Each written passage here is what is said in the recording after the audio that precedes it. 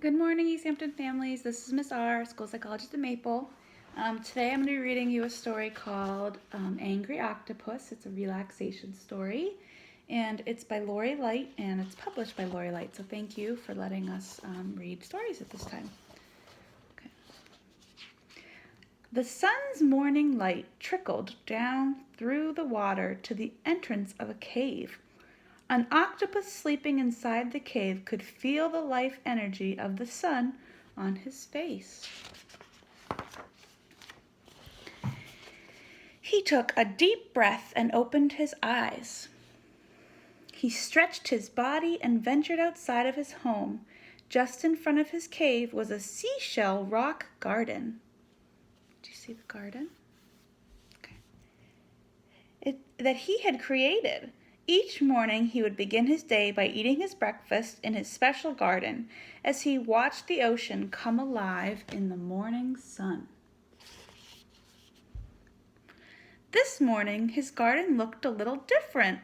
During the night, lobsters traveling across the ocean floor had bumped into his seashells and rocks. Everything was knocked over and out of order. The octopus was not happy.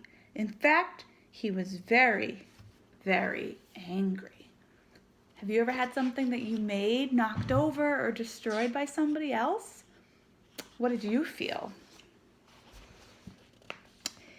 The more he looked at the mess, the worse he felt. He got madder and madder and madder, and he felt his body getting tighter and tighter. His muscles were tense, and his stomach was rumbling like a volcano. He looked around at his ruined garden, and his face started to turn red with anger. He knew what was happening to him, but he did not know how to stop it. He was so angry that he thought he might explode, and he did.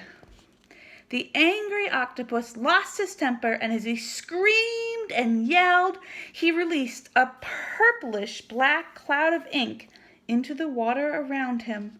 He felt frustrated and out of control. He didn't feel like he was the boss of his own body or feelings, and now he couldn't see through the dark ink cloud surrounding him.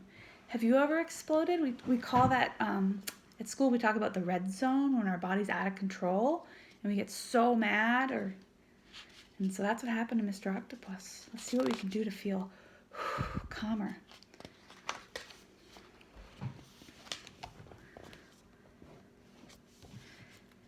A sea child swimming by the cave saw the cloud of anger and confusion and stopped to speak to the octopus. "Why are you so angry? Why are you sitting in a dark cloud on such a beautiful day?" The octopus answered that he didn't know why he always did this when he got angry, but he did know that it didn't feel very good, and it was always making his problem worse. The sea child giggled and said, "I will show you how to be the boss of your body and your anger. I will show you how to calm down, let go of your anger, and see things more clearly." So let's try this. We're going to do what she says. So I want you to lie down on your back and wiggle yourself into a comfortable position. Pretend to feel the sand moving slowly around your body as you snuggle in. Now close your eyes and take a deep breath. Breathe in through your nose and let the air out of your mouth. So if you want to, right now, you can lie down and stretch out and pretend you're on the sand like the octopus. And ready? Take a deep breath in and out. Okay? You can try that a few times. You can always pause this to practice. Now I want you to tighten your toes and feet. Squeeze them as tight as you can. Squeeze them into a tight ball. Hold, hold, hold. So everyone squeeze your feet. You ready? I'm doing it under my table. Squeeze your feet. Squeeze, squeeze, squeeze. And release. And release those toes. Now let the air out of your mouth and let your toes and feet relax. Surprisingly enough, the octopus felt his toes and feet relax. The sea child continued, tighten your legs tight as you can. Squeeze them as tight as you can. Okay, so you ready? Squeeze your legs really tight with the octopus and I. Ready? Squeeze. Hold, hold, hold. Release. Let that air out of your mouth and let your legs stretch out gently as you let that angry, tight feeling start to slip away. The octopus felt his legs stretch out in the cool sand, and he felt those angry feelings leaving his body. The sea child continued, tighten your hips, your stomach, and your back. Squeeze them as tight as you can. So ready? You're going to squeeze your back and your belly and your hips. Okay, ready? Hold, hold, hold. Release. Let that air out of your mouth and let your back and stomach and hips melt into the sand beneath you. The octopus felt his body melting into the soft sand beneath him.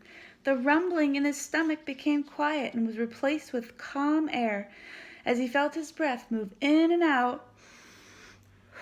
Right? In, out. Do one with me. Okay, in and out. So do you notice something about the octopus? Is he in red zone right now? He might be a little calmer. He might be in yellow zone. Maybe he's a little upset, but he's not out of control. And so if you're feeling a little upset, you can remember to take some deep breaths and to do these squeezes and release. Okay, we have a few more. The sea child continued, tighten the muscles in your chest, your neck, and your shoulders. Squeeze them as tight as you can. You ready? Tight. I'm holding them. Do you see? Tight. Ready? Everybody hold your shoulders. Hold, hold, hold. Now release. Let that air out of your mouth and feel all that tension in your chest and your neck and your shoulders drift away. The octopus felt that tension leave his neck, chest, and shoulders and drift away. The sea child continued, try tightening your arms, your hands, and your fingers. Squeeze them as tight as you can. Squeeze them tight into a ball, and we're going to hold it. Are you ready? You see Miss R's arm? We're going to tighten it. Ready? Tighten your arm. Tight, tight, tight. And now let the air out of your mouth. And release your arms and your hands and your fingers. Unfold them. The octopus felt his hands open, and the last bit of his anger flowed away. The sea child continued, tighten your jaw, your lips, and your nose.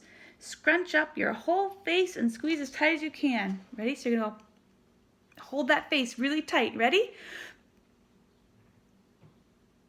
Release. Let that air out of your mouth. Let your face and skin soften. The octopus felt his skin soften, and the octopus enjoyed how relaxed he felt.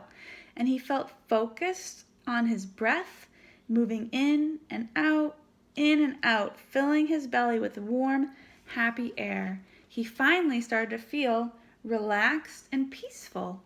So if we're finally calm, what zone are we in? Green zone. We're ready to learn. That's the zone we want to really try to be in when we're learning and when we're around other people.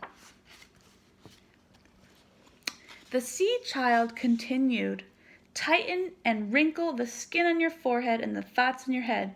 Squeeze them as tight as you can. So right here, really tight. And release. Let the air out of your mouth and let your forehead calm down. And slow your mind and let everything be clear and still.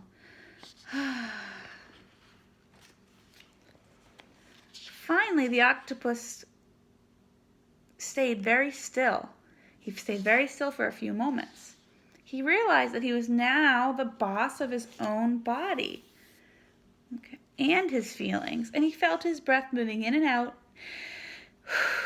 in and out, and in and out. And he felt really good. Do you see that? His eyes are closed. He's calm. After a few moments, the octopus opened his eyes. His mood had shifted, and the color of his body had returned to a warm shade of brown. He felt calm, balanced, and comfortable in his own skin. The dark cloud that had surrounded the octopus was gone. The ever-moving ocean had replaced it with pure blue water. In this calm, still moment, he realized that he could see things more clearly. He realized that he could solve his problem without being angry. And with a little help, he could fix his seashell rock garden. So once we're calm, we become really good problem solvers. So the problem in the beginning of the story was what? The lobsters wrecked his sea garden, and he got what? Really angry. So let's see if he can solve that problem.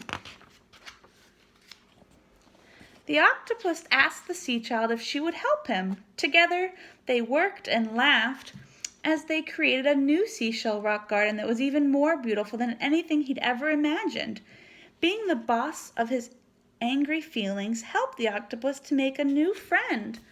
And being calm helped him to see the new possibilities. It helped him think more clearly. Now, whenever the octopus feels like he's going to explode with anger, he takes a deep breath. You try. Good job. Excuse me. He tells himself that he is the boss of himself, and he remembers that being calm helped him to fix his garden and make a new friend. He smiles at how much better he feels as he feels his breath move in and out, in and out, in and out. Okay. So we just read that story and we were talking about muscular relaxation. That's when you tighten your muscles and you release. And it really can help reduce some of our stress and some of those feelings like worried and in this case angry. And we've talked about in a lot of our stories on the Maple School channel about breathing and talking about our feelings or other really good strategies when you're upset. Okay, so I want you to try to practice doing those things when you get angry. All right, well, I hope you have a wonderful day. Bye.